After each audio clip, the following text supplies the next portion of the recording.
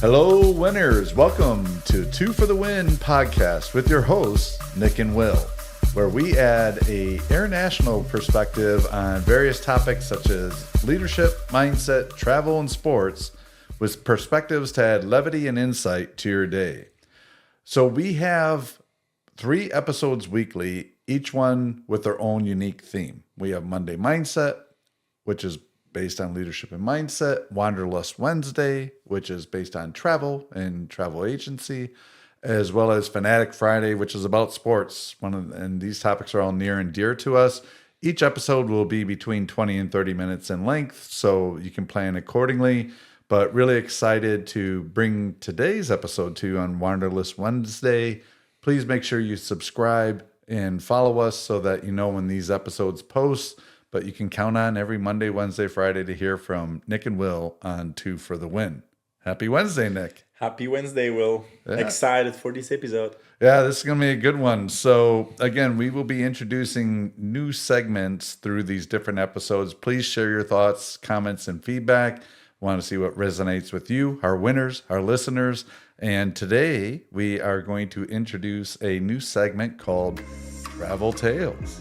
And what Travel Tales will be about will be a personal experience for either Nick and myself, either individually, together, but something that brings to life a recent travel experience we had that we hope you find fun and maybe even insightful in certain regards. And I think we had a recent trip that our listeners may be interested in hearing a little bit more about. Which was a gift from Nick for my birthday, where we went to Belgium. And one of the reasons we went to Belgium was it recently was the 20th anniversary of a electronic dance music festival called Tomorrowland, which was a bucket list item for me. And Nick, being the great friend that he is, his birthday gift to me was the ticket to that event. But we did a whole lot more than just go to that concert, didn't we? Absolutely. That was a memorable trip. For sure.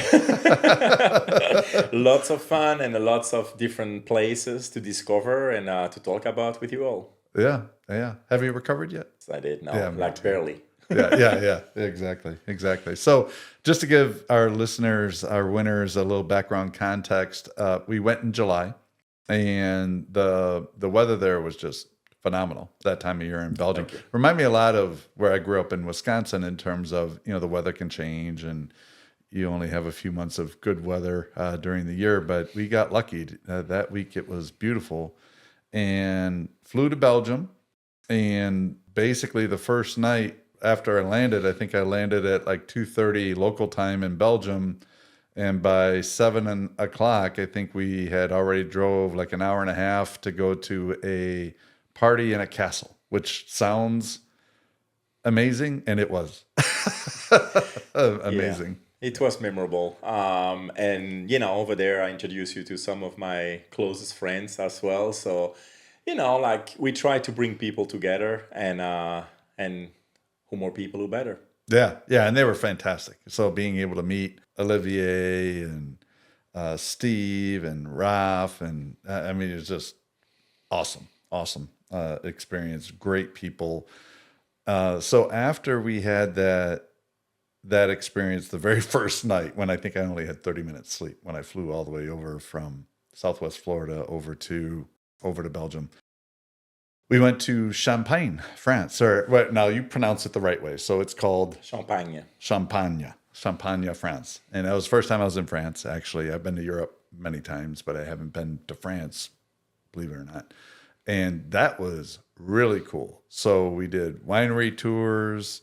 We ate phenomenal food, but maybe we can start with a little bit on the winery tours and share with our listeners what we did there. Absolutely. And that's the beauty of this trip, is that it was a mix between having fun, some like festivals, like music festival, partying with friends, architectural, like beautiful places that we went to, and Champagne. So Champagne is really like, everybody knows Champagne. So, but that's the place that they actually make those flavorful drinks. Mm-hmm. And so we were able to experience like different places like Pommery, Veuve Clicquot, Moet. So we have so many, but we did a couple of them where we went and tasting, a lot of tasting, and really like explaining how the processes of making champagne and the processes of how long does it takes.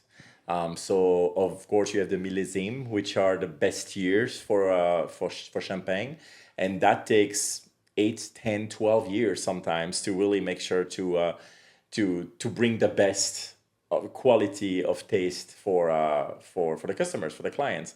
So this was very, very insightful to experience that and to see the beauty of north of France, where you really have like miles and miles and miles of winery.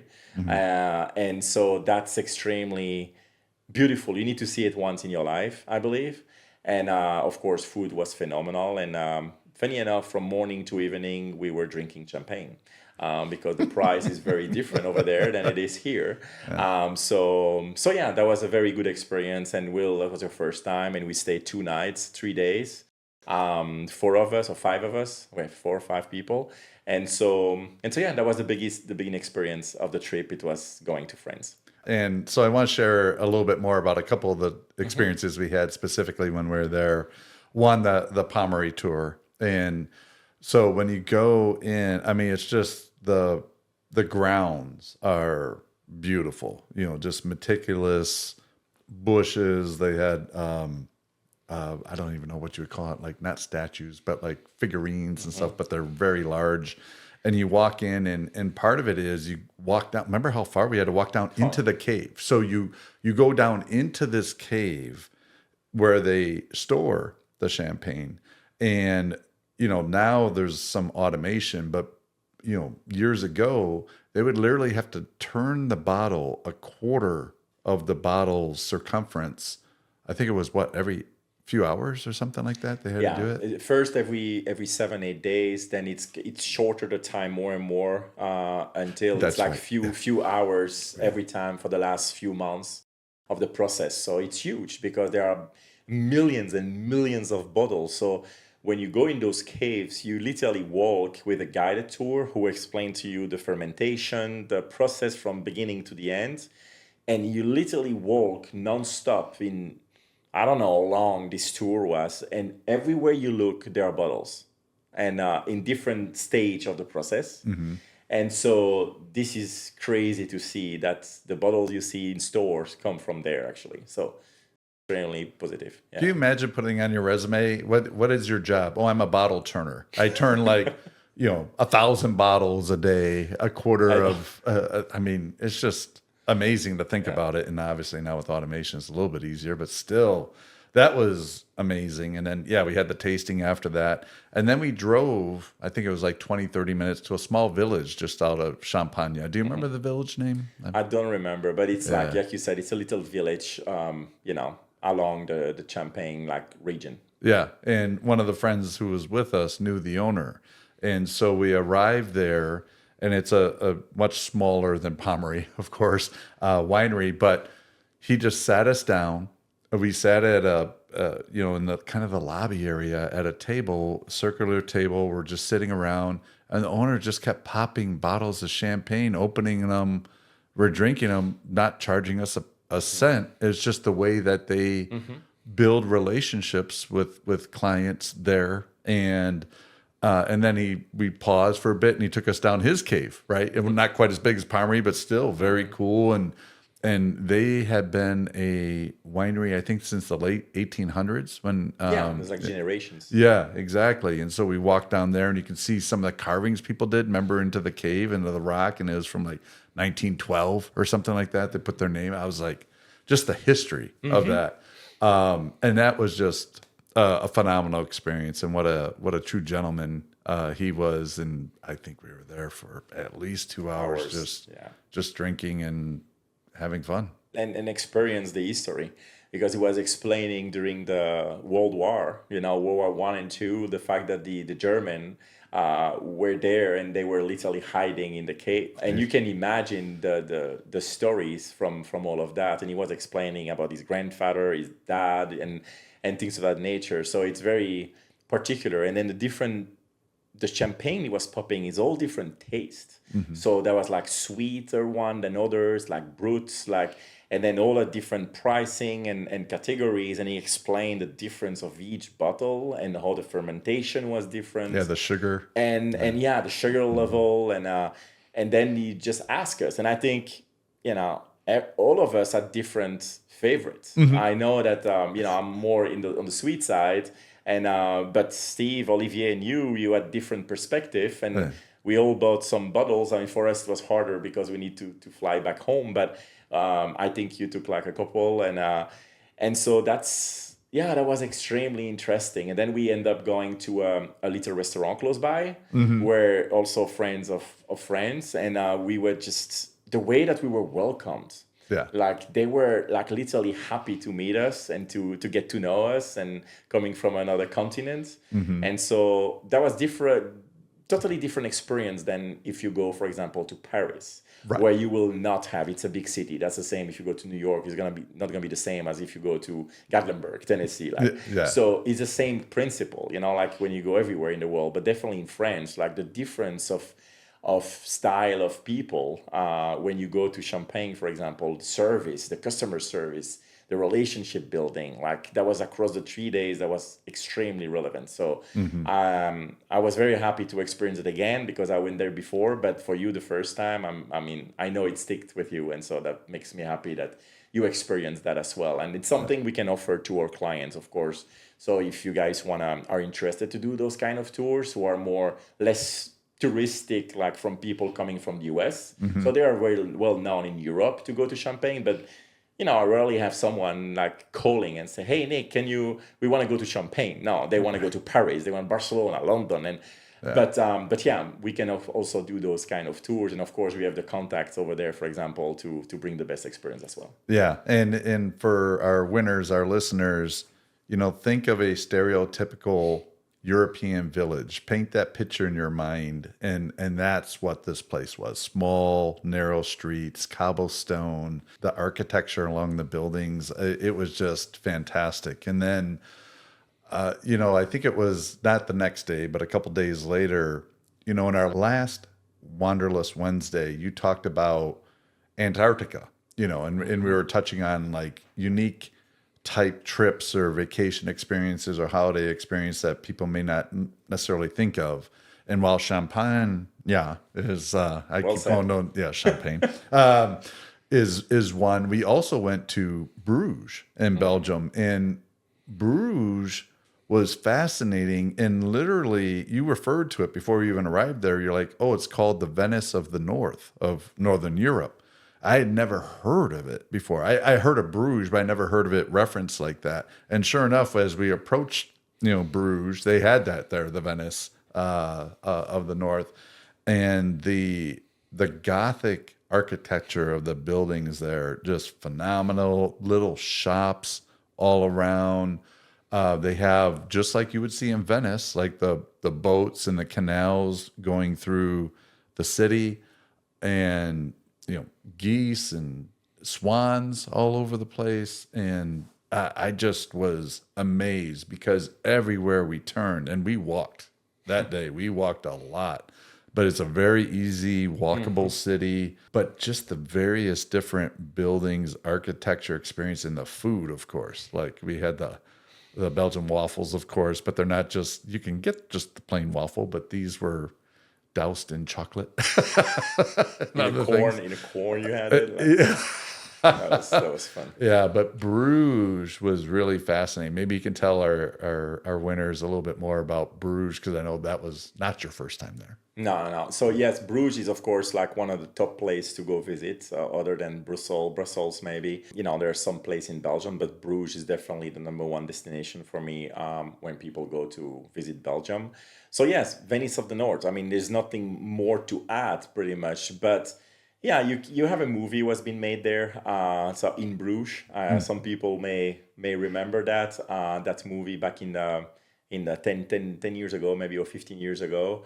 I forgot who was the actor actually, but the good thing about Bruges is that you can literally have a 1 day trip in Bruges, and you will be able to hit every places. So you will walk a lot. So that's, it's like when you go to Vegas, you can do the strip in one day, but you will walk a lot. It's the same. It looks very close, but it's not. So it's the same over there. So we have literally a path that we can take. It's like 12 or 13 different spots to take the best pictures, very, very, very picturesque pictures, on a bridge, some specific bridge above the water where you can take some fantastic pictures with your family, with your significant other, or just picture of the architecture.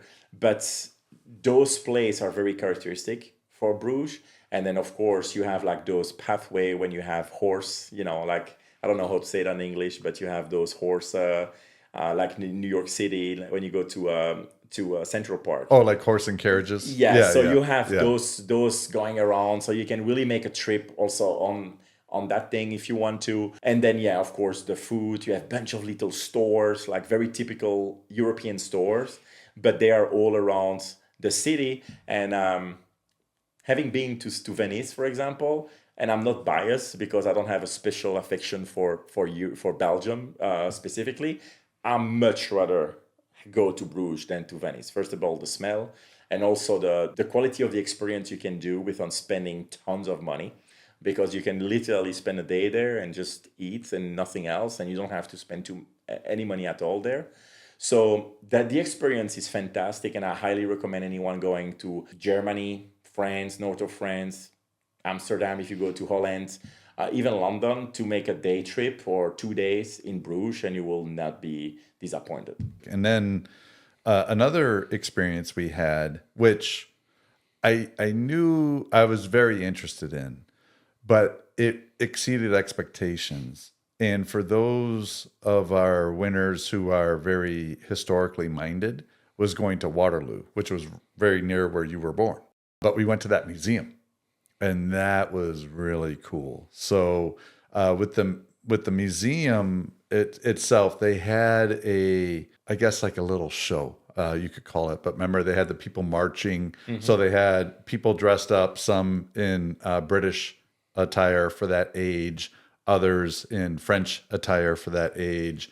And then for some of the visitors that were there, they put them in different groups. And so you had the English side where they would talk about the historical events of the Battle of Waterloo in English. And then you had the French side, and they would tell the experience in French.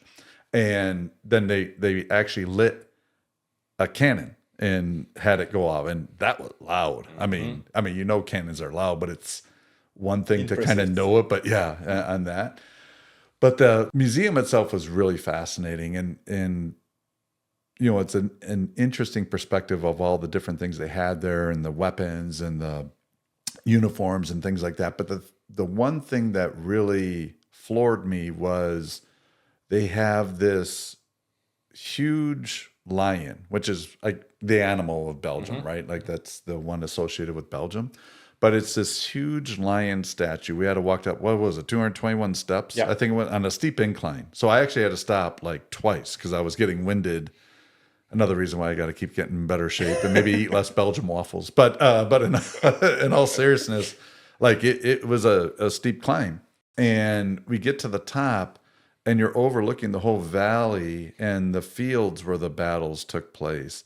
And you have this lion statue that you told me, and at first I was like, really? And it's legit true.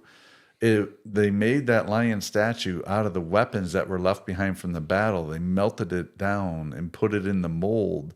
So this massive lion, I don't know how big it was, but it's large, and you can see it from a far distance because it just towers in that area where the land is a little more flat. But it was made with all the weapons from that battle, which I just found fascinating. Absolutely. So Waterloo is another very popular place in Belgium, where that's, of course, the place where Napoleon lost his battle. And they explain, like during the whole process, so you can take a 4-hour tour when you do have what you just explained, when you have the reconstitution like of what happened. And then you have the museum inside where you have all the clothes that they were wearing, and everything that you can see about what happened back in the days. You have a little theater with like a 10-15 minutes video where they explain the different process and the days by day how Napoleon went to lose this battle, which was very interesting. Without getting into detail, basically the main reason he lost, he had everything planned. He had the most people on his side compared to the opposite side. The reason he lost is because he didn't take into consideration the fact that Belgium, it rains a lot. And so he was ready with all his army to take over, first in the morning, the opposition, and it started raining all night. And the cannon were on big wheels. They were not able to advance anymore because they were stuck in the field. And that's the reason why he was not able to advance, and the opposition were able to take over because he was stuck. Like everything was stuck on the field. So it's pretty interesting to know that such a big part of history came from that. Yeah. So they explain like step by step everything. So I mean, again, a lot to talk about this, but it's a very specific and very well done like kind of tour that you can do when you go to Waterloo, which is approximately 25-30 minutes from Brussels. Yeah, that was fantastic. And then, of course, the main purpose of the trip, at least for me anyway, was the experience of Tomorrowland. And for those of you who may not be familiar with Tomorrowland, it is the world's largest EDM festival, electronic dance music festival. They had their 20th anniversary, so it was really cool to check off that bucket list item on something that was a milestone anniversary for them. And just to paint a picture for our listeners, there's about 250,000 unique visitors a day in an area that's about the size of a Six Flags amusement park. And they have 12 different stages, each one decorated differently, each one a different theme or sub-element, I guess you could say, of EDM music, and just a tremendous experience. And so the neat thing is even, and it's not like out like in the United States, a lot of these larger festivals are out in a rural area. This one's just outside on the edges of Brussels. So it's like, I mean, we went back to the hotel after each night from it. So from 11:30 a.m. to about 2 a.m., nothing but music. But the way they design or place the stages, like you didn't hear a lot of overlap on the music. There were certain edges where maybe you could hear the one stage you're closer to and then maybe another. But for the most part, I only heard a single stage. And then, of course, you got the main stage, which if you haven't ever seen the main stage for any of the Tomorrowland events, just look on YouTube. It's just amazing to think that humans created this and have that experience and the different choreography they did around it. But the music was just phenomenal. Artists like Swedish House Mafia, Tiesto, Timmy Trumpet, Steve Aoki. Yeah, Steve Aoki, like Mike, all those. So David Guetta came back after a number of years, and that was just a phenomenal experience. And the thing about that whole weekend that really floored me, and to even in this moment now, it just floors me, is you had all these people. It was hot in Belgium. It was over 90 degrees Fahrenheit, not a cloud in the sky, which is abnormally warm. And normally you would think you would hear some arguments, maybe even a few people fighting or whatever.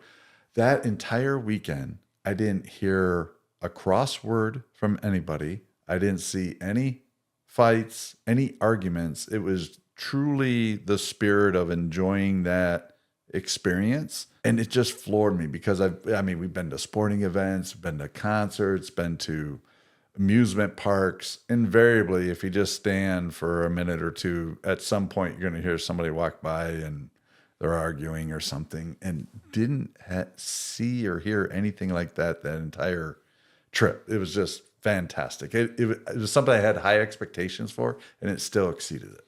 That's fantastic. And you're right. I mean, not only the weather, but also the fact that, as you can imagine, when you're in a festival like that, there's a lot of alcohol involved. So you Just a literally little. have people literally in line, and it's beer everywhere and liquor, like people go have fun, drink, and sun, and we don't talk about it, but drugs. I mean, it's Belgium, so it's pretty much very popular for drugs, unfortunately. So you have all that, and you have nobody arguing and no fights. Yeah, that's and you don't have a high. I mean, I'm sure they're there, but you don't see a high presence of security. It's not like you see a very high presence of security of policemen around, like inside. Yeah, the entrance you see some, of course, but yeah. So that's definitely something that is unique. And you said the amount of people who go there, like it's more than 440,000 the weekend. So it's crazy, and they do that in 2 weekends. So it's literally Friday, Saturday, Sunday the first weekend, and same the weekend after. So it's based on 2 weekends. Most of the time it rains. The weather is not good, but we were extremely lucky to be there the weekend where it was actually extremely hot, no rain, but a fantastic experience. And combine that with fireworks at night, a laser show while the music is going. I mean, again, like Will said, go to YouTube, type Tomorrowland experience, and you will see things that you will remember for a long time, and you will probably want to go. I mean, we came back and we were walking around with a hat from Tomorrowland or something, and people literally stop us here in Miami area, Fort Myers area, and said, "Oh my God, you know Tomorrowland?" So people talk to us about it. So it's something that it's quite popular, and I'm sure a lot of our winners on the recording, I mean online right now, probably. Recognize also what it is. So again, if you want to know more about it, and if you want to experience it one day, we're happy to connect you as well on that level. Yeah, no, absolutely. And so I was at for the organization we work for, a top performer dinner. And the folks at the table there, I asked them, like, okay, I'm at this music festival. How much do you think a bottle of water cost? And they were saying like $10, $12, $15. It was €2 because they won't allow venues like that to create a greater surcharge for something like water. And even a Red Bull and vodka was €5. So that helped me stay awake. Yeah. So yeah, a lot of great experience. Again, we coming to close to the end of the show, but yeah, more to say about this trip. I mean, we thought we were gonna talk about it for 15 minutes. Well, we are way over, and but it's for the best, Yeah. and we didn't talk about going to North Sea, experiencing the North Sea in Belgium, experiencing Brussels, Yeah. which is the Grand Place, with everything in gold around you, and it's the most famous and most popular Grand Place in the world. With the gold all over the buildings. I mean, that floored me. Like legit gold, not like gold plated, like legit gold encasing the entire massive buildings in the square in Brussels. Yeah, exactly. Mannequin piece, which if nobody knows, Google it. That's one of the main, like famous Little statues. statue in Belgium, with a little boy peeing, that attracts so many people. You have like all Asia who going to Belgium to just look at this, and so differentiating the Atomium, the representation of the Independence Day of Belgium, the same as the Statue of Liberty or Eiffel Tower. For us, is the Atomium, which representation of 9 big balls representing 9 states, if you say region in Belgium. So yeah, I mean, again. A lot to talk about, but we wanted to give you a little summary of what we experienced, so you have an idea of what to do if you ever want to go to Belgium. So I hope that it was something that you can, enjoy and maybe add that to your bucket list. Yeah, and I think again, with the Dream Vacations agency, whether it's a European trip, excursions, cruise lines, like it. There's so much that you can experience, and using a travel agent, it's not going to cost you anything more. In fact, in many cases, it could actually save you money on your experience, and have somebody assist along the way to build out those itineraries and all the logistics that go with that. So you can just focus on having an amazing time and not worry about all the coordination and logistics of having these kind of experiences. So the other thing we'll talk about in an upcoming Wanderlust Wednesday is, we traveled as a group eventually. And so we'll want to share some insights with our listeners around the difference between group versus solo travel and the benefits that you can derive from that. And It's amazing we went this long, and we probably covered 60% of what we did on that trip. So, so much to see in the world, everyone. Hope you enjoyed a little bit of our tales from our travel tales segment, and we'll look forward to seeing and having you join us for Fanatic Friday that's coming up, where we'll have some sports events to talk about. So, winners, thank you for tuning in. Remember to subscribe and follow us. 2 for the Win podcast with your hosts, Nick and Will. Have a fantastic rest of the day, and we'll be chatting soon. Take care, everyone.